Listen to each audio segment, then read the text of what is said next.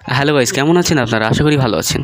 আজকের এই ভিডিওতে আমরা দেখতে চলেছি ভারতের সবচেয়ে আয়কারী 10টি সিনেমা। তো চলুন দেখে আসি বক্স অফিস কালেকশনের দিক দিয়ে কোন হিরো এগিয়ে আছে। ভারতের 10টি আয়কারী সিনেমার মধ্যে 10 নম্বরে রয়েছে আমির খান প্রযোজিত সিক্রেট সুপারস্টার নামক সিনেমাটি। 2017 সালে রিলিজপ্রাপ্ত এই সিনেমাটি মাত্র 15 কোটি টাকা খরচে তৈরি করা হয়েছিল এবং বক্স অফিসে আয় করেছিল 912 কোটি টাকা। এরপর 9 নম্বরে রয়েছে অ্যানিমাল সিনেমাটি। এই সিনেমায় অভিনয় করেছে রণবীর কাপুর, রশ্মিকা মান্দানা, অনিল কাপুর। এটি 2023 সালে রিলিজ করা হয়েছিল। এটি তৈরি করতে 200 কোটি টাকা খরচ হয়েছিল এবং বক্স অফিসে আয় করেছিল 915 কোটি টাকা। এরপর 8 নম্বরে রয়েছে সলমান খান অভিনীত বজরঙ্গি ভাইজান। 2015 সালে রিলিজ করা এই সিনেমাটি তৈরি করতে খরচ হয়েছিল 90 কোটি এবং বক্স অফিসে আয় করেছিল 922 কোটি। এরপর 7 নম্বরে রয়েছে প্রভাস অভিনীত কালকি সিনেমাটি। 2024 সালে রিলিজপ্রাপ্ত এই সিনেমাটি তৈরি করতে খরচ হয়েছিল 600 কোটি। এখনো পর্যন্ত এটি হলো ভারতের সবচেয়ে ব্যয়বহুল সিনেমা। এটি বক্স অফিস কালেকশন করেছিল 1042 কোটি টাকা। এরপর 6 নম্বরে রয়েছে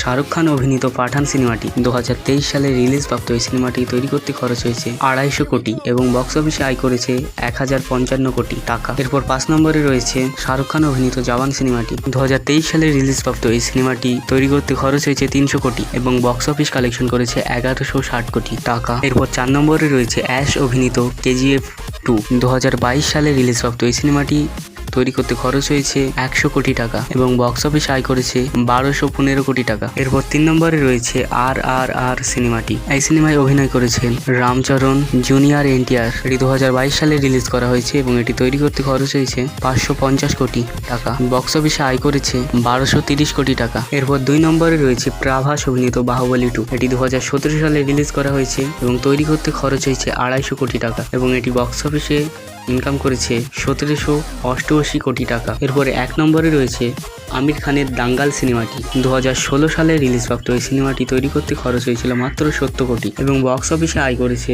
2070 কোটি টাকা।